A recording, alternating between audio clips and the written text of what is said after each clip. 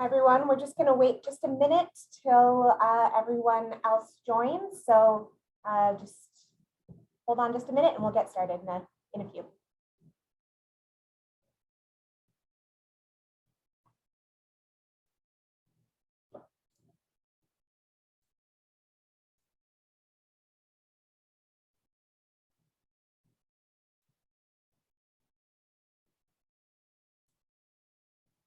Okay, so I think the attendees list has started to plateau a bit, so we're going to get started. Thank you all so much again for joining us for the fourth webinar in the Indigenous Data Management series.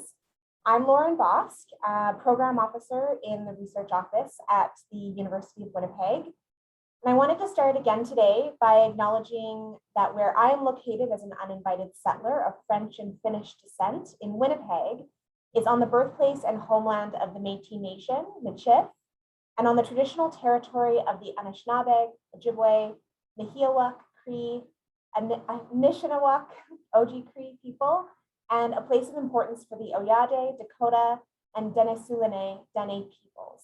This is Treaty 1 territory. I also acknowledge Treaty 3 and the Shoal Lake 40 First Nation area, which is where we get our water supply. Finally, I'd like to remind you of the resource connecting us today. Approximately 70% of Manitoba's electricity comes from Nelson River in northern Manitoba, located in Treaty 5. I do this acknowledgement to commemorate Indigenous people's principal kinship to the land, which has been restricted. The process of land acknowledgements is inspired by the 94 recommended calls to action, which are contained in the Truth and Reconciliation Commission of Canada's final report. Land acknowledgements are a necessary first step towards honoring the original occupants of a place, and I encourage all of you to learn about the land that you are situated on. This series is hosted by Kishaadigeh, the Manitoba Network Environment for Indigenous Health Research, or NEAR, based at the University of Winnipeg. Kishaadigeh is funded by the Canadian Institutes for Health Research and aims to upskill research capacity and infrastructure for Indigenous communities and organizations undertaking health research in Manitoba. Kishaadigeh focuses on promoting Indigenous self-determination in research through the development of community-based research lodges in partnership with 5 Manitoba Indigenous organizations: the First Nations Health and Social Secretariat of Manitoba, the Manitoba Association of Friendship Centers, the Manitoba Inuit Association, the Aboriginal Health and Wellness Center, and Fearless R2W. Data, and by extension, data management, as you probably heard me say in previous webinars, is really about sharing and protecting stories. Both as an institution and through the NEAR program, we want to support Indigenous community partners and ensure that they have full ownership over their own stories and data.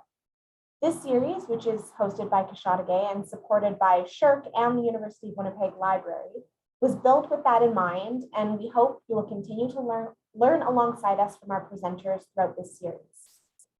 Information on upcoming webinars and pre-registration links can be found under the news section of the Manitoba NEAR website, which Larissa is posting in the chat again for the links to watch past webinars and the links for the future webinars.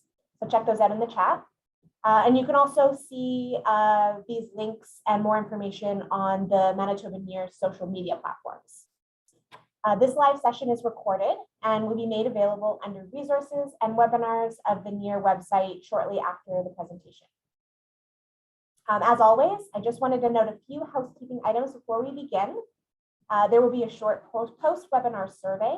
And again, we really appreciate you taking the time to complete this because it will really help in develop an Indigenous community-based research data management toolkit, which Manitoba NEAR and Kishaadigeh plan to release next year. The survey will help inform the development of the toolkit, especially if there are places in the series that we can clarify or expand upon. So feedback is greatly appreciated. Feel free to add your questions to the Q&A feature or the chat at any time during the presentation. I'll be monitoring that, and following the formal presentation, I'll post them to the presenters. We'll also leave space for you at the end of the presentation to gather your thoughts and type out your questions. So there's no pressure to type up your questions as we're going. And finally, as Larissa's dropped in the chat, please sign up for the future webinars. The full list is available on the NEAR website. And for those of you who are able to attend or view all 6 of the webinars, you'll receive a certificate of completion for the training as well. So if you have questions about that, feel free to send an email to the coordinators at Kishaadigeh, and they can give you some more information. So finally, I'm now delighted to introduce our 2 speakers today, Kayla Larson and Christian Isbister. So please take it away. Great, thank you very much. All right, I'm just going to share my screen with everyone. Perfect. Okay, so welcome everybody. Today our panel will be on how to organize Indigenous data, but specifically looking at metadata practices for and with Indigenous communities for when we're developing research or communities are cataloging their own information or creating their own digital archives and things like that. So I'm very happy to be here with my colleague, Christian Isbister, and we will get started. So first of all, both of us, Christian and myself, would like to begin by acknowledging the land that we are gathering on today. So Christian is on the unceded territory of the Syilx Okanagan people, and I am on the unceded territories of the Coast Salish people, the territories of the Musqueam, Squamish, and Tsleil-Waututh Nation. And we're very happy to be here as Indigenous uninvited guests that are allowed from these nations to be here and working and playing and living and thriving. So one thing that we like to do, and especially as Métis librarians, Métis professionals, is to locate ourselves. And the practice of locating ourselves is really important, especially when working with Indigenous communities or introducing yourself to Indigenous community members for the first time. So by locating ourselves, it reconnects us to ourselves, our peoples, our stories as a powerful form of cultural resistance and the basic building blocks to having deep relationships with others. So when we locate ourselves, often we ask, who are our kin?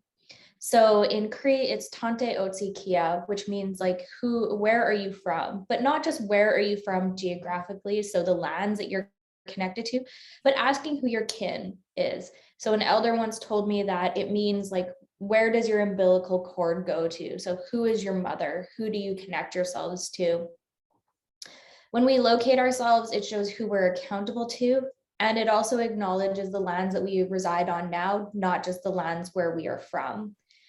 When we locate ourselves as well, it helps to address our own biases, positions, and connections that we have. Kayla, so I'll start with a personal introduction. Tanse, Christian Isbister, Nitsegason. Hello, everyone. My name is Christian Isbister. I was born and raised in Red Deer, Alberta. Red Deer sits at the border of Treaty 6 and 7 territory. It's the homeland of the Niitsitapi, the Tsuut'ina, the Stoney Nakoda, the Nehiawak, the Anishinaabe, and the Métis. Kayla mentioned kinship connections. My kinship connections stretch across primarily Saskatchewan, but really follow the Saskatchewan River, following along through Saskatoon, Prince Albert, and even stretches all the way down to Red Deer, where I was born. I am an Indigenous librarian. I'm a librarian at UBC Okanagan, where I'm the Indigenous Initiatives librarian there. I'm joining today, like Kayla mentioned, from Kelowna, the traditional territory of the Syilx Okanagan peoples. And I like to self-describe myself as a bit of an amateur cataloger. So I have some experience in cataloging at different institutions, but also some limitations. So, my professional role is not a cataloger, but I do have a little bit of experience. So really happy to be here today. Thanks, Christian. And again, hello, everyone. My name is Kayla Larson. I'm originally from Treaty 6 territory, Amiskwaci-Waskahikan, also known as Edmonton, but more specifically Amiskwaci, which is the Beaver Hills. I grew up in a small town called Tofield, Alberta. These are the territories of the Sarsi, Nehiawak, Anishinaabe, Nakota Sioux, Michif, and Blackfoot people. And so my mom is Métis and my dad is a Ukrainian settler, and I'm very much so connected to the lands. The land really reflects my community, my worldviews, my understandings of education, law, governance, relations, and protocols. So I'm very much a prairie Métis from Treaty 6. However, like I said, I'm very happy to be living here in Vancouver right now and I'm currently joining from Musqueam territory. I'm in my office at UBC. And I am the Indigenous Programs and Services Librarian for the Kishaadigeh Library at UBC, as well as the Program Manager Librarian for the Indigitization Program here at UBC. All right, so we're going to start with the what is metadata. And, we can't possibly cover all aspects of what metadata is in a short hour. So I'm going to start with a relatively broad overlook at what metadata is and sort of why you should care, talk about different metadata standards. And then I know Kayla is going to go into some more detailed examples of Indigenous content management systems and Indigenous metadata in practice. This is going to be a relatively introductory look, so I apologize if this is sort of review for some folks. Please keep in mind as I talk, as both Kayla and I talk today, that all of the things we're discussing were created by people, and so therefore inherently reflect their individual positionality and biases. No part of what we talk about today is neutral, and while metadata is undoubtedly important, the way that it has been implemented has historically prioritized and privileged certain types of knowledges over others. There are precious few examples of Indigenous metadata that directly reflects Indigenous ways of knowing. So with that out of the way, what is metadata? And the common refrain everyone hears is that metadata is data about other data, which is an entirely unhelpful definition. The one I really like, I heard when I was a student, and that it's a love note to the future. And I really appreciate this. It's work you put in now that is going to pay off in the future. So we have three broad types of metadata. We're working with administrative metadata, structural, and descriptive. And then, like I said, I'm going to talk about metadata standards as well. And one final note about terminology, I'm going to use the word resource a lot today. It's a very librarian-y thing to say. I'm using it generally to refer to a thing. So this could be a book or a video or a piece of music or a physical object, sort of whatever you're looking to store, whatever you're looking to create metadata about. Sorry, go ahead, Kayla. Thanks. All right, so we'll start with administrative. So the first type of metadata, administrative metadata, is information that helps you manage a resource. And important to note, it's often not public facing. It's often meant for you, the creator, to help manage that resource. Parts of administrative metadata include when that resource was created, how large is that resource, how large is the file if it's a digital file, and also who has access to that material. All of this is important for you to know how to manage the resource, but it also might be important for the user of that resource, how they interact with it, what intellectual property rights are part of this resource. So like I mentioned, examples of this are things like intellectual property rights or Creative Commons licenses. If you're working with an old book, you might want to include information on preservation. How are you supposed to care for this resource? And this can be important for Indigenous material because you want to make aware that not everything is open to the public, right? You might have specific Indigenous community protocols as part of this resource. And so this is where administrative metadata comes in. Go ahead, Kayla. So this is an example from one of the digital repositories that I work with a little bit at UBC Okanagan. This one's called ARCA. There's lots of different elements here, but if I can direct your attention to that conspicuous red arrow, we see a rights statement there. And so that's a good example of administrative metadata. This is important not only for sort of myself acting as the creator or the steward of this information, but it's also important for a user to know what rights are associated with this. In this case, we're working with a minutes book. What rights are associated with this resource? Go ahead, Kayla. All right, so the next type of metadata we're going to talk about is structural metadata. So this includes any data that speaks to the relationships of an object. So it includes things like how it relates to other resources within your collection or to categories that you've created in your collection. It can speak towards categories' relationships with one another. Some examples include sort of how pages in a book will order themselves when we're working with an ebook to form a chapter. And then how do those chapters then form together to form the book as a whole? It can also sort of indicate the relationship between things in archival description. So archives tend to work in relationships among different objects. And so this is where structural metadata comes into play. And so this is an example that I've pulled from the iPortal, which I think is super cool because it supports a really robust browsing option, which I find is not very common among lots of digital libraries. And so for this example here, I've clicked on the turtle shell culture and society, and then we can sort of browse down to different subtopics. So in this case, we could look at decolonization or Inuit or language, and there'd be lots of resources associated with those subtopics. And the only way that iPortal knows that these different categories are linked to one another is because of structural metadata. So someone else has gone in and created the links between these different subcategories. So this is some of the ways that structural metadata can sort of work towards supporting these browsing functions that really emphasize the relationships among topics, which I think is very cool. All right, so the last type of metadata I'm going to talk about today is descriptive metadata. And this is really sort of the flashy, the sort of sexy form of metadata. I think it's what a lot of folks think of when they hear the word metadata. And it's anything that describes a resource so that it can later be found through searching.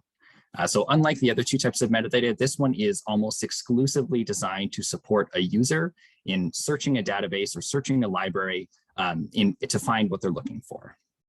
So descriptive metadata speaks to questions such as what the resource is about. In libraries, we often call this term aboutness. And so what is a book about? What is a video about?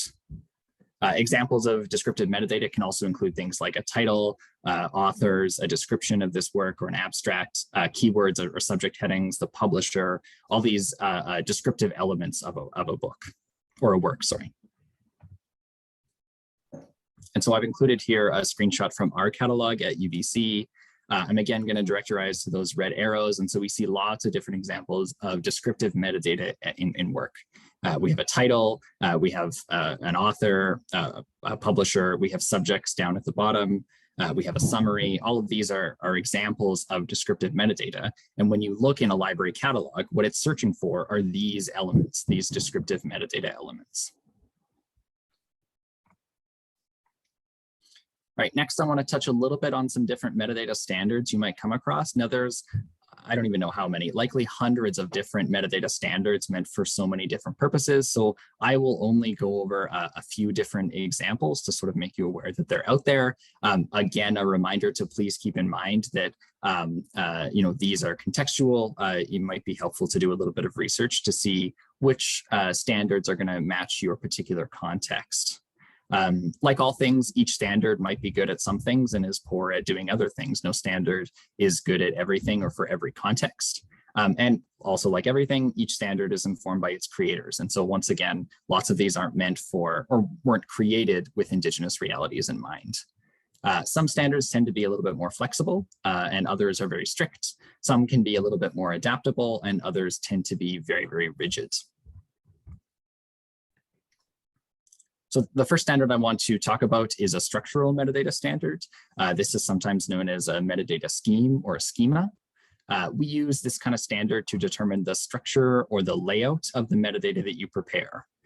So this helps you cover what kind of metadata you need to record. Some types, like I mentioned, are a little bit more flexible. So my example here is Dublin core. Others are very, very strict. So MARC is often used in libraries and it's a difficult language to use. You have to use it specifically the way it's intended. Also important to note is sometimes this is dependent on your platform. And so when I was a student, we used Omeka to create a little digital library. And with Omeka, you have to use Dublin core. So this decision might be made for you already. I've included there a picture of the different Dublin core elements. So there's 15, and when you're creating metadata using the Dublin core structural standard, you know that you have to create metadata for things like a rights or subjects, or you have to include a title and a creator, these sorts of things. Next, I want to talk about content standards, and this really guides you in your creation of metadata. Largely speaking, it's decided by you at the creator level, but sometimes certain structural standards require content standards, so the two sometimes sort of work hand in hand. In this, it's important that you look to remain consistent, so that the metadata looks the same depending on, or no matter what day you're writing, or if it's different folks who are creating metadata, you want them to be using the same type of language. Some examples here include how you might write names. So do you do first name, last name, or do you do last name, first name? Dates, another really tricky one. So do you do year, month, day, or day, month, year? This seems kind of inane, but it can be really important to keep this consistent when you're working with metadata. And so the last type of metadata standard I'm just going to touch on today is the controlled vocabulary. Sometimes this is referred to as a thesaurus. And these are important because they also speak to that consistency element. When you're cataloging at different times, or if different folks are cataloging, like I said earlier, you want everyone to be using the same type of language. You want everyone to be using the same vocabulary when they're talking about things, so that when your users, folks in the future, are searching, they're getting the same results. There's lots of existing standards to choose from. Some of them are better at doing some things than others. I'm going to throw my partner under the bus here a little bit. I was working in moving metadata from one standard to another, and they asked me, why can't we just have one metadata standard? And I was like, oh gosh, if only everyone could agree. And that's just not how things work, right? So different standards are going to be meant for different contexts. Some things are going to be better suited for things like medicine, and that's going to have a totally different vocabulary than something about music or art or physical objects, right? We're working with different language here, and so embrace the complexity. Some metadata standards purport to be, and I'm using heavy air quotes here, general purpose. Although I want to caution you that whoever the assumed general audience is often up for debate. It's rarely as general as they claim to be. Lastly here, I'd like to float the idea that it's okay, especially with a controlled vocabulary, to sort of build your own as you go. So I'd like to recommend that you often start by taking inspiration from existing controlled vocabularies that closely match what it is you're doing, but then sort of build from your own collection. Continue to add to your own controlled vocabulary as you do some cataloging. Keep track of any terms that you start to use, and then refer back when you're doing future cataloging. And so I've included lots of different examples here. There's LCSH, which stands for Library of Congress Subject Headings. It's probably the closest thing to a quote unquote universal controlled vocabulary that we have, although in my personal opinion, it does a really poor job at doing this. In direct sort of response to this, there's also MAIN, the Manitoba Archival Information Network, which came out of archivists in Manitoba who were unhappy with how LCSH referred to Indigenous peoples. There's other ones. So MESH is designed for medicine databases, talks a lot about health sciences. I've also included here a name authority file, so the Library of Congress name authority file. And this may be important for collections with Indigenous authors, as Indigenous folks look to reclaim their non-English names or start to rediscover old family names. And so a name authority file collects all the different names that a person goes by and sort of dictates the one proper use of a person's name. And so this might be important for you. Be aware that just like Library of Congress subject headings, the Library of Congress name authority file does have lots of issues inherent with it, but it can at least be a good place to start. I'd like to return to this catalog example briefly, as it showcases one example of a controlled vocabulary in use. And these are often in subject headings. These are all, yeah, like I said, almost always drawn from controlled vocabularies. And this is because we want catalogers to use the same terms every time they're talking about a particular topic. So in this case, one of our examples is Indigenous peoples and literature. And so whenever a book about this topic comes up, we want catalogers to use the same words. We want them to say Indigenous peoples and literature. If folks start describing it in slightly different ways, we get into problems. And a good example of this is in some of the work I've been doing, lots of our resources are about snow. And so we want every time there's a resource about snow to say the word snow. We don't want some people to say winter and some people to say snowing, right? We want the word to be snow. And so a controlled vocabulary dictates that this is the word you use when you have something on this topic. I also chose this example because it highlights some of the potential pitfalls in using a controlled vocabulary. And we can see that one of the subjects is Indigenous peoples and literature, and another subject says Aboriginal Canadians. And so we see how controlled vocabularies sometimes have problems in mandating identity. Identity is constantly shifting. And so this is where it can be a little tricky, but still important to use. All right, so I've covered the what aspect. I'd like to touch on the why of metadata. And I think I've highlighted this before, but metadata is so important because it makes things findable, primarily through descriptions. So when you're searching in a catalog, and this is all catalog, it's not just a library catalog. When you're looking on Netflix, when you're looking through Canadian Tire, all of these are looking through the metadata of these items. Bad metadata means that you're going to have a much harder time finding things, and anything that you collect in your collection might go unused. Metadata can also help you know how to care for things. So if you're using digital files, you'll need to know what kind of program you need to open a file. With a physical collection, you might need to know how to properly care for these items. If you have delicate physical objects or rare books, how do you store these items? And then lastly, particularly for Indigenous data, you need to make it clear what might be open to the public and what might not be. I know Kayla is going to touch on this a little bit more, but there are different ways that metadata can be used so that folks know if you're working with traditional knowledge or if this knowledge is open to the public. All right, so I've been talking about data a lot, and I appreciate this is a bit of a dry topic. And so I thought I would insert a little bit of levity here with a somewhat modified Simpsons reference. And so just like with a successful baseball club, you need teamwork in your metadata, not some hot dog librarian who's playing by his own rules. And so when you're creating metadata, consistency is always the goal. And really it's about self-consistency. So by this, I mean the most important thing in metadata is that you try and remain consistent within your own organization or institution or community. Like I said, you don't want different catalogers who are going about using different language or different standards. You want to remain consistent. Sometimes you might want to remain consistent with other memory institutions, like a bigger university or a library or an archive. But sometimes your context is going to be so local that you want to keep it self-contained. And I think that's totally okay.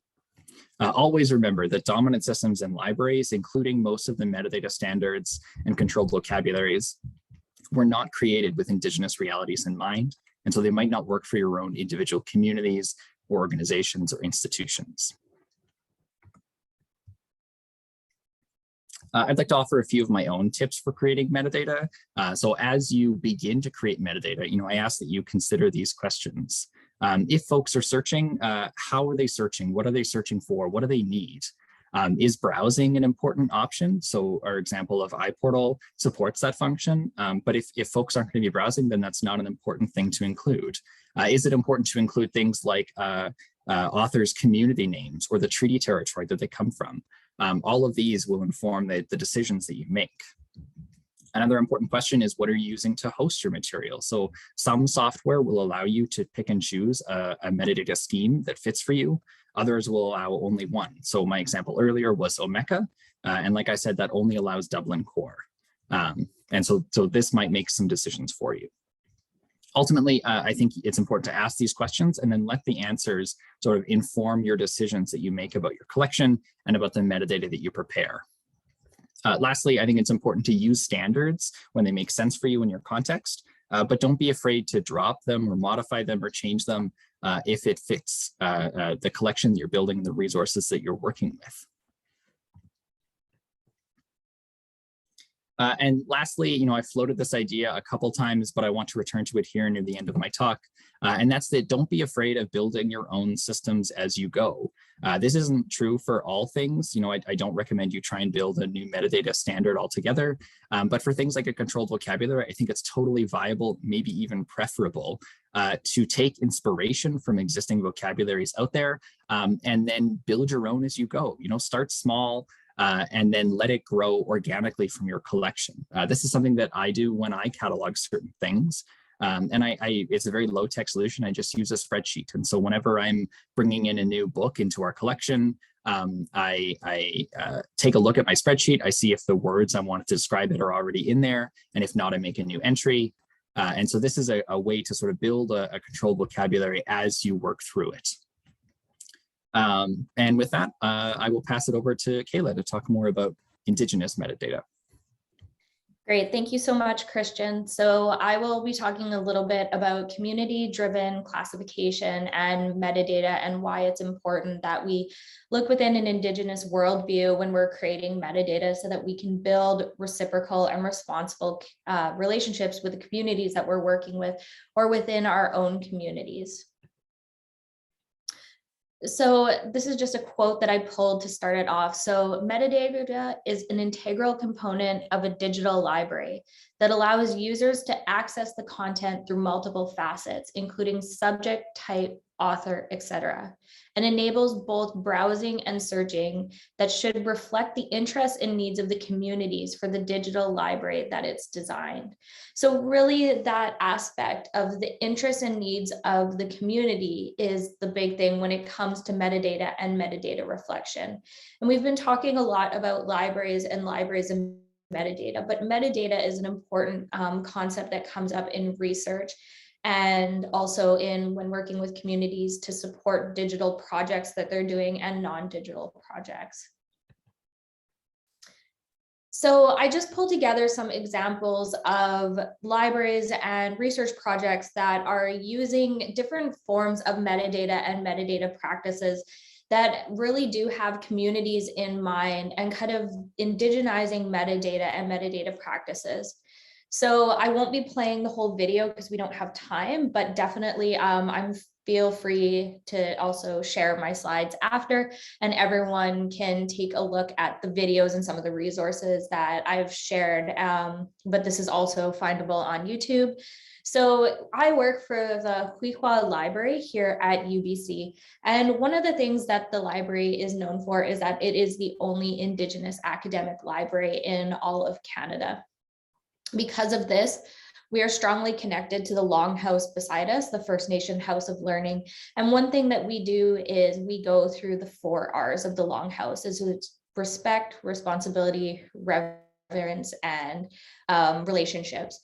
And one of the things that we have to think about is that when we're honoring the 4 R's, we have to classify our information in a way that makes sense for our communities. So the Kishaadigeh Library uses a British Columbia variant of the Brian Deer classification system. And Brian Deer was developed by Kishaadigeh librarian Brian Deer in the 1970s for the National Indian Brotherhood, which is now the Assembly of First Nations. So when the Kishaadigeh Library opened up in 1993, our first librarian, Jean Joseph, who's an Indigenous librarian, developed our own classification system based off of Brian Deer. And so our classification system, so that's the way that you actually find items on our shelves, looks very different than if you were to go to another branch here at UBC.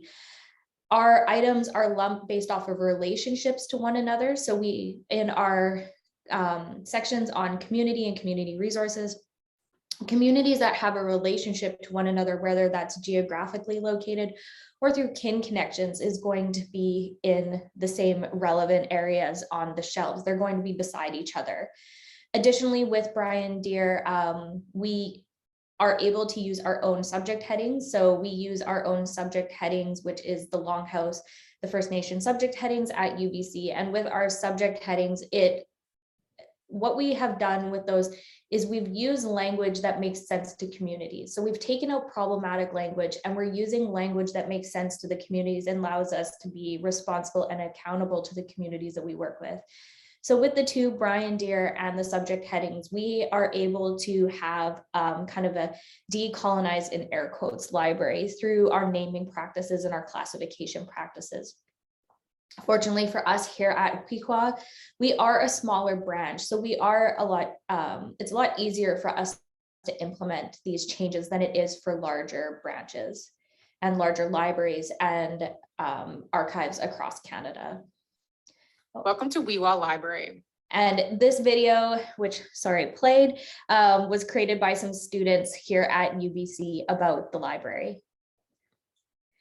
And also I wanted to focus on a research project. So this is the Inuvialuit Digital Library.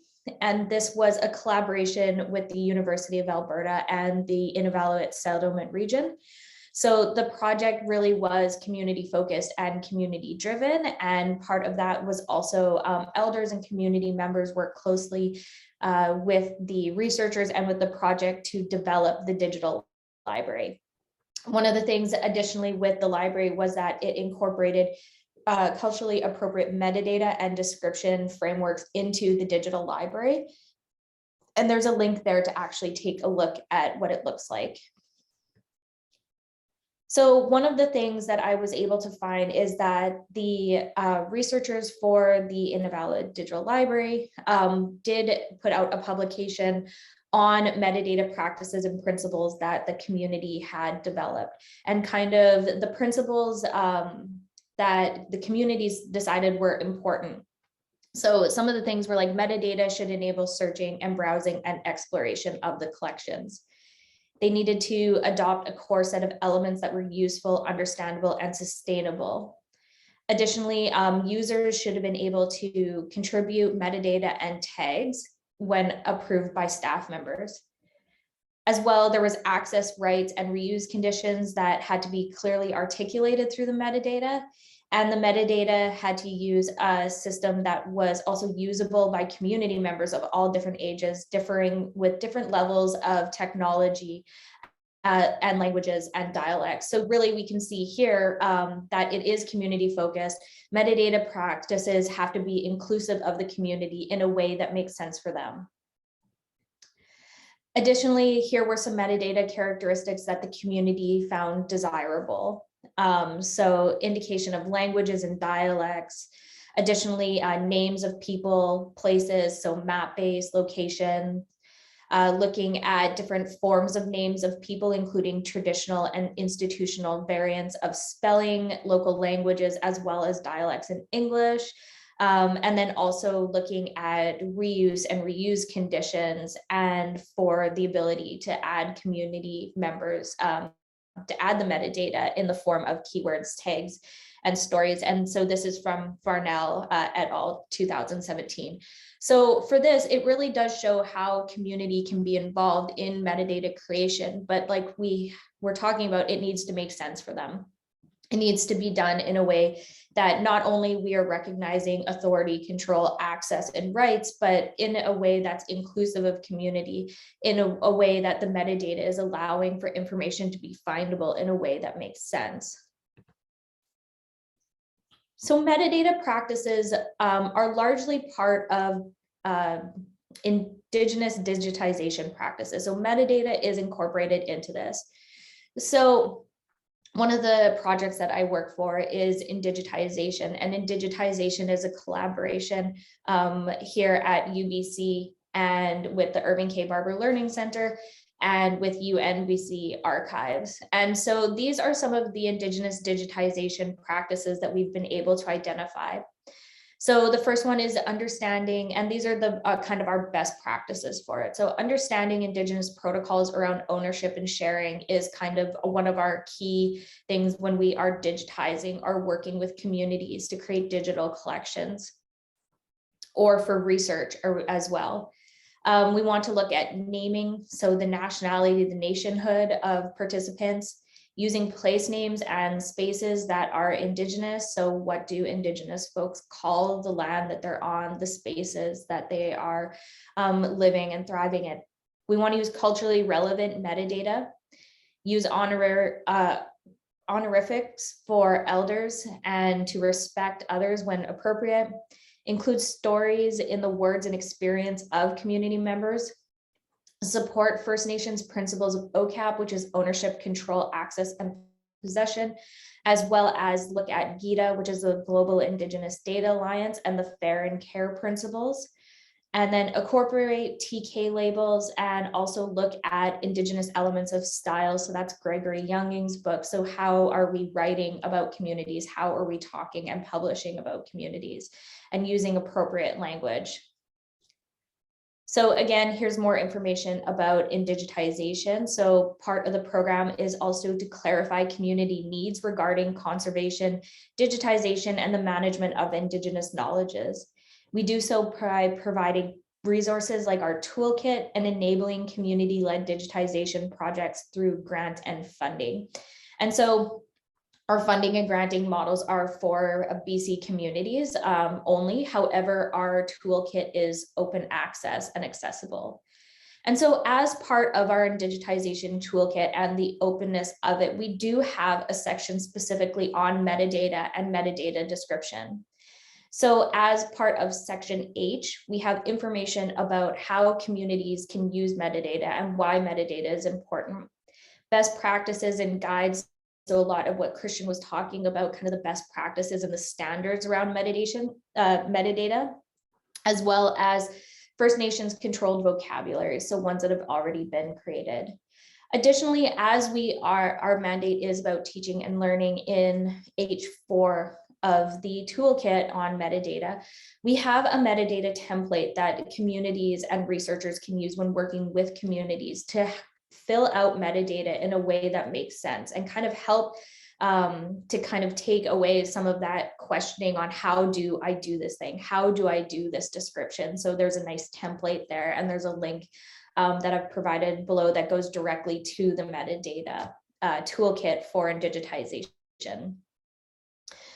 So other considerations for managing digital information. So we wanted to talk about metadata, but also some other considerations quickly for when we're thinking about how we manage information. So digital preservation. So digital preservation really does encompass a broad range of activities from that are designed to extend the usable lives of digital files. So these could be your research files, community archives, pretty much anything. So these activities protect files from media physical loss, media failure, and obsolescence. So I have here ones, then these are from digitization. So we have things like bitstream copying, refreshing, durable persistent media, technology preservation, analogs and backups, migration, replication, emulation, and encapsulation. So these are kind of some of the things that we need to look at when we are looking at digital preservation and preservation of content. And some of this preservation as well, when we are kind of thinking back to metadata, is we need to think of metadata that is lasting, metadata that's sustainable. So are we using terminology that is consistent and is going to be sustainable, or are we going to have to revise our metadata so that our terminology makes sense in the future? Additionally, there's trusted digital repositories. Sorry, so a trusted digital repository, it divides digital preservation into two activities. So one that promotes the long-term maintenance of a bitstream, and the other one that provides continuous and continued accessibility of its contents. So right now, one of these trusted digital repositories that we have here in Canada is the Canada Research Knowledge Network, which is a trusted digital repository, and there is a link to it below, and the services and a little bit more about the project and how we can use the project. Additionally, when we're looking at kind of creation of things like archives and digital libraries, there's Mercadoo CMS. So Mercadoo is a content management system. It's open access code, so anyone can use Mercadoo, as well as the one unique thing about Mercadoo CMS is it allows for cultural protocols to be followed. And so that's cultural protocols when it is looking at who has access to information, so it's a kind of a tiered access system depending on community protocols, so around like gender, seasons, kin relations, we can provide access. So if something is sacred and only open to the community, you can use a Mercadoo project. You can use the Mercadoo platform to restrict access to non-community members on that specific item. With Mercadoo as well is we can use community-driven metadata and culturally appropriate metadata within Mercadoo when we are doing our batch uploading and uploading of content. It also has a round trip feature, which allows for the easy migration of files. And one thing with Mercadoo is that the TK labels can also be incorporated into it. And it's important to use platforms like Mercadoo, or to think about, ownership, control, and then rights of information, and the way that we're naming things and describing things, because it really does all fall into copyright and intellectual property rights of Indigenous content. So intellectual and cultural property rights include things like ownership and control of Indigenous cultural and intellectual property.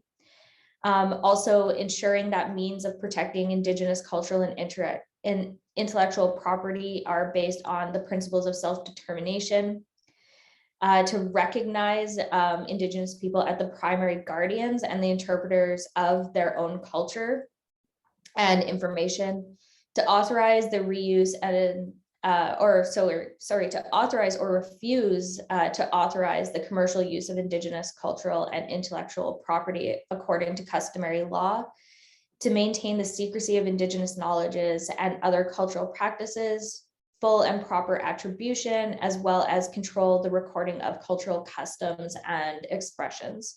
So when it comes to metadata really does fall into self-determination and protocols for Indigenous communities. Because when we're looking at culturally relevant metadata practices, we want communities to be using words that are, and we want to use words that are following kind of self-determination in ways that communities want to be called. They want to be using language that reflects themselves and their own customs and cultures. And to kind of, one of the things that we can use to kind of look at copyright in a different way and from an Indigenous perspective is the TK, and which is traditional knowledge, and the biocultural labels. And so these are from the organization Local Context. So the TK labels and the BC labels were developed with communities and protocols in mind. So they kind of act in place of a Creative Commons license when we're working with community collections. So some of the things that the TK labels and the BC labels cover are sacred and ceremonial materials that have gender restrictions, as well as seasonal conditions.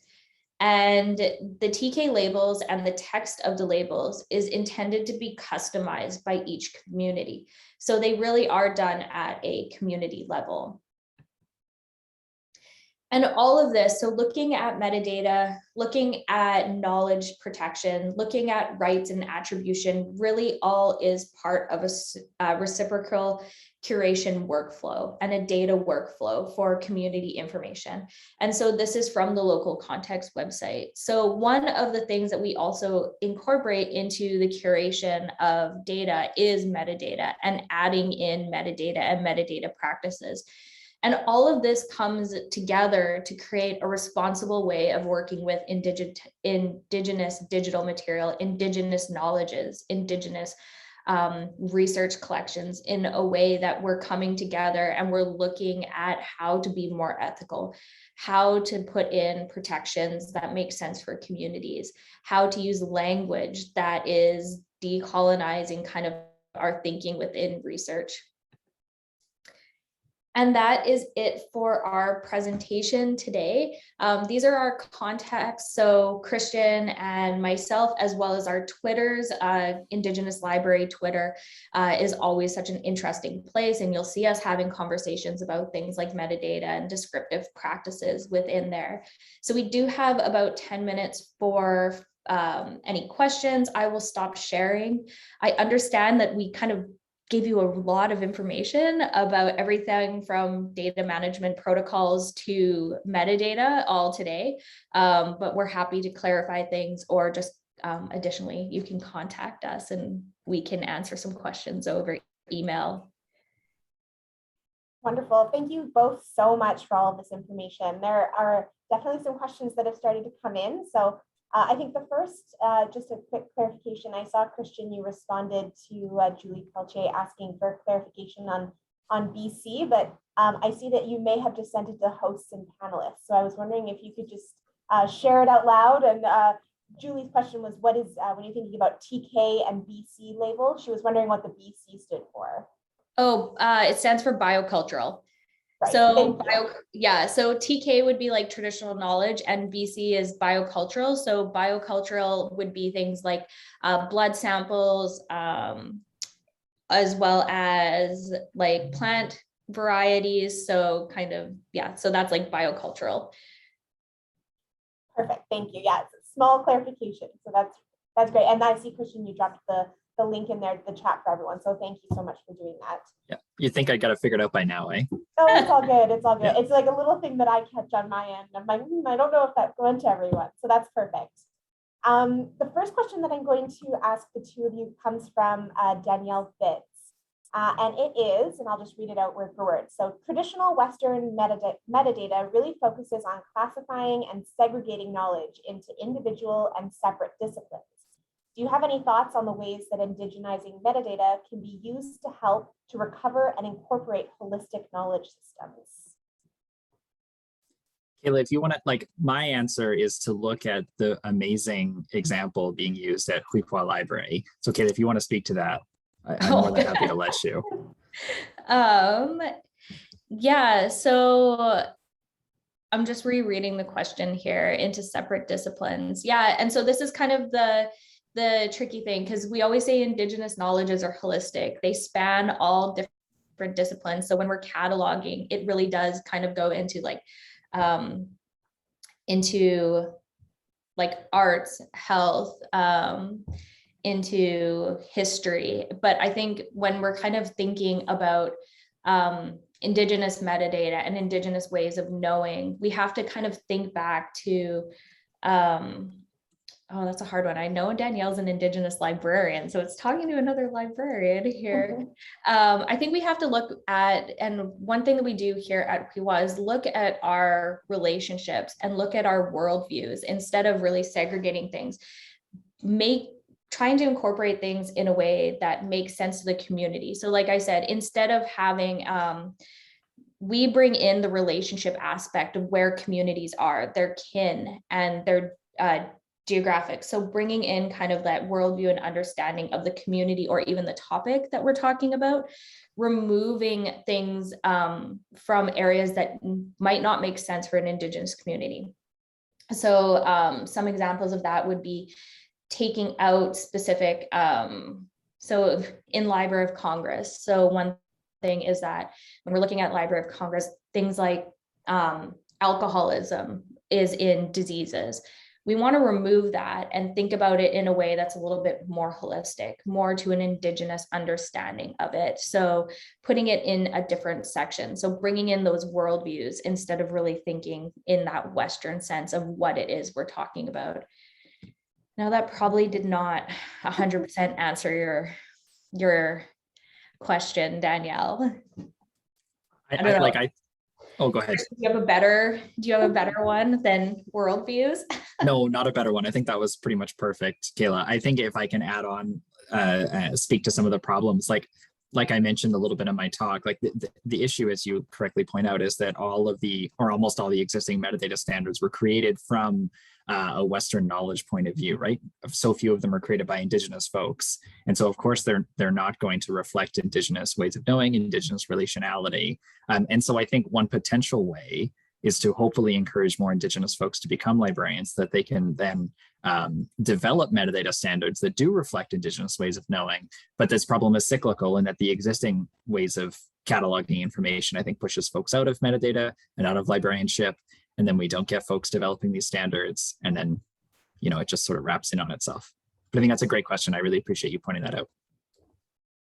Absolutely. Thanks to you both for your response there. The next question I'm going to go to was proposed by Undine. I hope I'm pronouncing your name right, in the chat. And it's about Indigenous knowledge is mostly described orally, so in stories, philosophies, teachings, and in a different Indigenous language. What would be the standards for language interpretations, phonic international orthography? And so the example that's listed here is, for example, verbatim. So how do you negotiate the vast number of different languages when thinking about metadata and how that's described?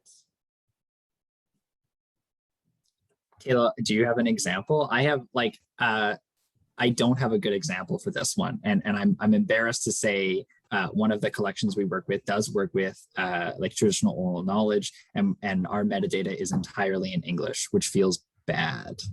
And so I'm Kayla, unless you know of an example, my indication is that there is no standard, and then it might be best to look at your particular community context, or like who will be accessing this collection. And so if the folks accessing your collection speak a particular language, then I think you should feel totally empowered to describe, to input your metadata in that language. But I don't have a great example of that being done. Yeah, and I think especially as Christian was saying, because metadata and metadata standards is so Western and doesn't have quite a great grasp on Indigenous languages and the complexities within Indigenous languages and even the local variants. So we can use some very like basic metadata that would be, for example, in Cree or Nehiyaw. But the one thing about that is that there's like 8 dialects of Cree, and there is no way of taking that metadata right now in kind of the systems that we have and really narrow it down so that it's more easily findable in a specific dialect. We can look for something that might be Cree, but I can't look for like a Y dialect specifically. I'll just be able to find Cree. So I think this is where we really need like Christian said, like Indigenous people to go into cataloging, to go into metadata creation, as well as allies who are in critical cataloging to start thinking of ways that we can kind of rectify this, because it's not just an issue for Indigenous languages, but also for other languages. One thing that we've done here, so not at Kishaadigeh, so not specifically language necessarily for the communities that we work with, but thinking about naming and taking out and having, so we have a list of BC communities and their traditional names. So we can also cross list the traditional names of communities with what Library of Congress might have. So that's one of the things that we've started to do, is look at naming and geography and using traditional names and place names instead of like a colonial name, but having the colonial name cross-listed. So it's more findable for people who are not like from that community or speak that language. I think that's another thing as well, is that we want information to be findable, but if you're not a fluent speaker in another language, then that does create a barrier. So it's a lot of shadow cataloging and cross-listing things. And all the lovely things that catalogers do that I'm just like, yes, that makes sense. Amazing. Thanks to you both for those responses. We have a few minutes left in there. I have a few questions left. So the next one is, if your research evolves in a way that means some of the original metadata terms are no longer appropriate, can these be changed, and how do they get changed, and who decides that they get changed? 3 questions really in one. It's so simple until you ask who decides, and then it got very complicated. I was like, yeah, you can totally change them. Feel empowered, but who decides is a very big contextual question, and so it depends so much on your context. This maybe gets in a little bit with what Kayla was talking about, the complexity of dialect, and you add those in, and so it's a very complicated question. I don't know, Kayla. So for like larger metadata, so for like libraries, Library of Congress or Dewey, they would be the ones doing the major changes that we see. In some cases, it's local. So the institution is making that change locally within their catalog based off of, a lot of times it's around inappropriate naming, politics, political things. So one of the big ones that recently was going around was illegal aliens to undocumented citizens. And so Library of Congress did not necessarily get on board with removing illegal aliens from their metadata, but institutions like Harvard changed it to undocumented citizens because they did not feel that it was appropriate to use illegal aliens. So we can make those changes. And here at Kishaadigeh, we do our cataloging in-house, so it's local. So we make those changes ourselves. If you are working on a research project and you are in control of the own metadata, or you are creating like a community website or archive, you would be, whoever has the access and is the admin would be doing the uploading of all the metadata and the metadata creation. So those changes can be made, but in some cases, if it's, there has to be that community aspect of, if a community doesn't like the way that something's described, then they have to give the appropriate description of it. And then whoever is the admin, whether it's the community or the researcher that's working on the project or the IT, has to go in and manually do it. So there's all these kind of little things that are connecting together when it comes to who changes it, depending on where you are in the context of the metadata as well. Absolutely. Yeah, it's definitely, I think a major theme, at least that I have been thinking a lot about with all of these webinars, is that it's so important to be thinking about all the aspects involved with kind of all stages of data management and how it's all connected, because it's not just a simple, there's never really just a simple answer to a question. So thank you both so much. We've hit our 1 o'clock my time point. Thank you everyone for your incredible questions, and to the two of you today for your time and expertise. I want to remind everyone who's in attendance to please fill out the survey to help us inform the development of the toolkit, and sign up for the last 2 webinars in the series and view the other webinars if you've missed them on the NEAR website. The next webinar is going to be on storage and sharing technologies for Indigenous data management, and it's on November 10th. So please join us then. And until then, I wish you all well, and thanks again so much to the two of you for your time. Thank you. Thank you, Marcy. Thank you.